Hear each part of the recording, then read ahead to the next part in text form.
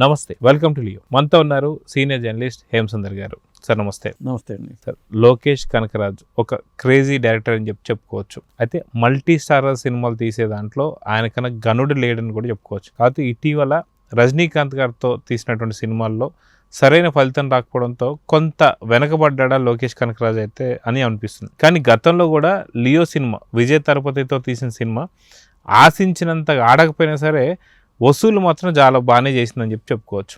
ఆ యొక్క సత్తా అవుతుంది. మొన్న జరిగినటువంటి ఒక రజనీకాంత్ గారి సినిమా కూడా మంచి వసూళ్ళు అయితే వచ్చాయి.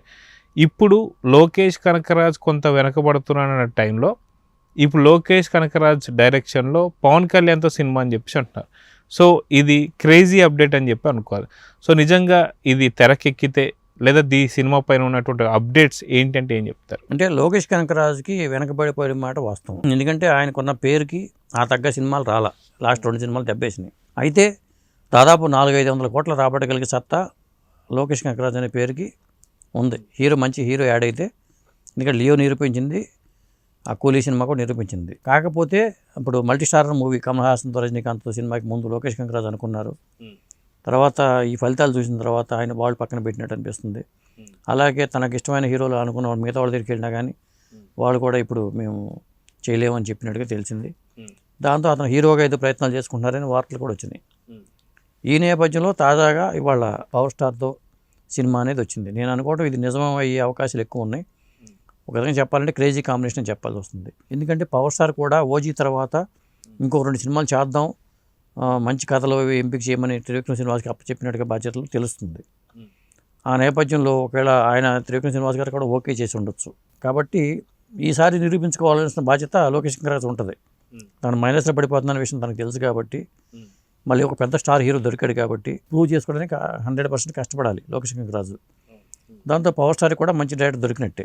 ఎందుకంటే సినిమా బిజినెస్ లెక్కలన్నీ మారుతాయి కాబట్టి ఖచ్చితంగా ఈయన కూడా మంచిదే, ఇద్దరికీ మంచిదే. ఇది వర్కౌట్ అయితే మాత్రం. అయితే వాస్తవానికి చూస్తే పవన్ కళ్యాణ్ గారికి ఇంకా 2029 దాకా ఎలక్షన్స్ అయితే ఉన్నాయి. అయితే 2029 లోపు ఒక పవర్ఫుల్ పొలిటికల్ సబ్జెక్ట్ తీసుకురావాలని చెప్పి గతంలో కూడా అనుకుంటున్నారని చెప్పి మనం విన్నాం. సో వాస్తవానికి విజయ్ తలపతి అటు తమిళ్లో చూసుకుంటే ఆయన సినిమాలు ఇంకా ముగింపు పలుకుతున్నారని చెప్పి లాస్ట్ సినిమా జననాయకన్ అని చెప్పేసి అంటున్నారు. సో ఇట్లా పొలిటికల్ సబ్జెక్ట్ ఏదైనా తీసుకొని లోకేష్ కనకరాజ్ గారి డైరెక్షన్లో వస్తే అటు ఎలక్షన్స్కి, అదేవిధంగా లోకేష్ కెరియర్కి, అదేవిధంగా పవన్ కళ్యాణ్ మరో హిట్ కోసం చూస్తే ఖచ్చితంగా అలాంటి సబ్జెక్ట్ అయితే బాగుంటుందంట. సో నిజంగా లోకేష్ కనకరాజ్ దగ్గర అలాంటి సబ్జెక్ట్ తీసే కెపాసిటీ ఉందా లేదంటే ఏం చెప్తారు? అంటే కెపాసిటీ డైరెక్టర్కి అనేవాడికి ఏదైనా చేయగలరు. డైరెక్టర్ ప్రూవ్ చేసుకున్నట్టంటే కెపాసిటీ ఉంటుంది. కాకపోతే పవర్ స్టార్తో పొలిటికల్ చేస్తేనే బెటరు. ఇప్పుడున్న పరిస్థితుల్లో పవర్ స్టార్ ఎలాంటి సినిమా చేయాలనుకున్నప్పుడు ఓజీ సినిమా ఎటాగో మాఫియా బ్యాక్డ్రాప్ తీసుకున్నారు కాబట్టి, వీరమ్మలు అది వేరే బ్యాక్డ్రాప్ కాబట్టి మళ్ళీ ఒక పొలిటికల్ సినిమా చేసుకోవడం అనేది ఖచ్చితంగా ఆయన కెరీర్ పరంగానూ మంచిది. ఎట్లాగో ఆయన రాజకీయాల్లో ఉన్నాడు కాబట్టి, ఆయన రాజకీయాలను ప్రక్షాళన చేద్దామని ఎయిమ్తో ఉన్నారు కాబట్టి ఆ తరహా సబ్జెక్ట్తోనే లోకేష్ కనకరాజ్ ఎప్పుడు చేయి ఉండొచ్చు. బహుశా ఆ కథ త్రివిక్రమ్ శ్రీనివాస్ గారు నచ్చి ఉండొచ్చు. ఇక్కడ ఆయన పాత్ర లేకుండా ఈ ప్రాజెక్టు పట్టాలెక్కుతుందని నేనైతే అనుకోవట్లా. కాబట్టి మధ్యలో న్యాయ నిర్ణేత ఎవరంటే త్రివిక్రమ్ శ్రీనివాసే. ఈ ప్రాజెక్ట్ అయితే నాకు తెలిసి వర్కౌట్ అయ్యే అవకాశాలు అయితే ఉన్నాయి. త్వరలోనే పట్టాలెక్కే ఛాన్సెస్ కూడా ఉన్నట్టే. అయితే ఈ మధ్యకాలంలో మనం పవన్ కళ్యాణ్ గారిని బాగా అబ్జర్వ్ చేస్తే ఏదైతే ఫ్లాపుల్లో ఉన్నటువంటి ఒక డైరెక్టర్లకి అవకాశం ఇస్తున్నాడేమో అని చెప్పేసి అయితే అనిపిస్తుంది. గతంలో కొంతమంది హీరోలు చూస్తే ఇప్పుడు కూడా కొంతమంది హీరోలు ఎవరైతే ఫ్లాపుల్లో ఉన్న డైరెక్టర్లు అసలుకి దరిదాపుల్లో కూడా రానియకుండా ఉండేటువంటి ఒక హీరోలు కూడా మనం చూసాం. వాస్తవం చెప్పుకుంటే హరిహర వీరమల్లు.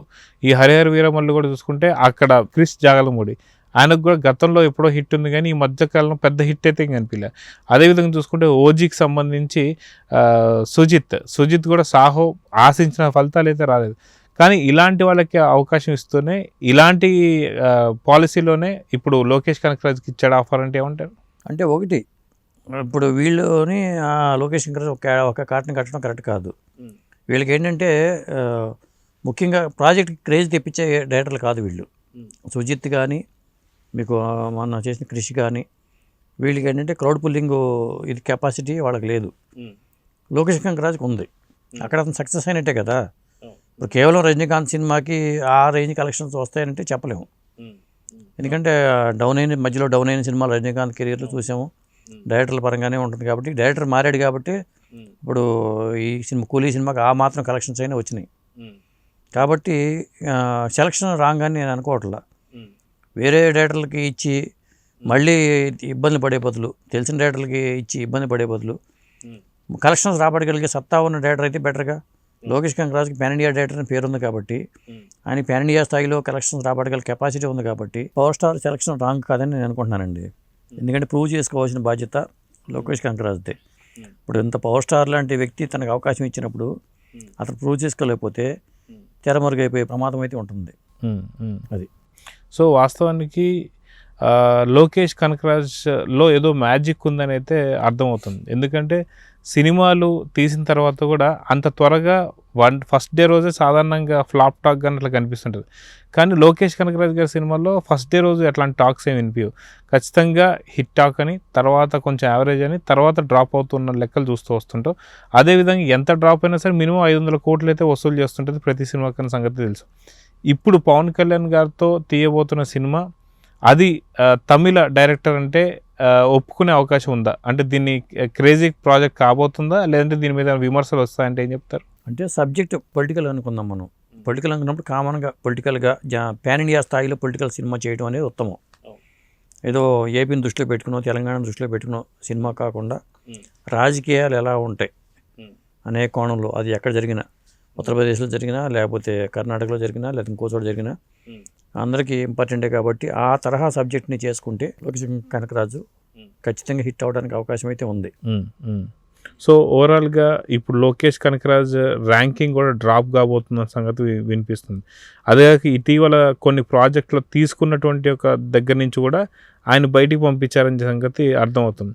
ఏంటంటే మనకి సూపర్ స్టార్ రజనీకాంత్ గారు, కమల్ హాసన్ గారు ఇద్దరు ప్రాజెక్ట్ని కూడా డీల్ చేయబోతుంది లోకేష్ కనకరాజ్ అని మొదట్లో వార్తలు వచ్చాయి. కానీ ఆ సత్తా లోకేష్ గారికి మాత్రమే ఉందని చెప్పి చాలామంది కూడా అన్నారు. కానీ ఎప్పుడైతే గత సినిమా ఏదైతే కూలీ అనుకున్న ఆశించినంత ఫలితాలు రాలేదో దీని గురించే లోకేష్ కనకరాజ్ని పక్కన పెట్టేశారని చెప్పి విమర్శలు వచ్చాయి. అటువంటిది లోకేష్ కనకరాజ్కి పవన్ కళ్యాణ్ ఛాన్స్ ఇస్తున్నాడు అంటే ఎలా చూడాలంటారు? అంటే ఒకటండి, ఇప్పుడు నెంబర్ 1 డైరెక్టర్ ఎవరు ఇండియాలో అంటే వాళ్ళు చెప్పే పేరు రాజమౌళి గారి పేరు చెప్తాం. ఒకప్పుడు ఆ రాజమౌళి గారి తర్వాత ఎవరు అంటే నువ్వా నేనా అనే రీతిలో లోకేష్ కనకరాజ్ పేరు వినిపించింది. ఇప్పుడు మనకు వచ్చేసరికి రాజమౌళి గారి తర్వాత ఎవరు అనుకున్నప్పుడే రెండో పేరు అనిల్ రావిపూడి గారి పేరు వినిపిస్తుంది. కనీసం మూడో పేరులో లోకేష్ కనకరాజ్ గారు ఉంటారా అంటే లేరనే పేరే వినిపిస్తుంది. ఏ సుకుమార్ గారు వస్తారు. కాబట్టి ఒక్కసారిగా ఆయన అమాంతం మెట్లు దిగుతూ వెళ్ళిపోతున్నాడు.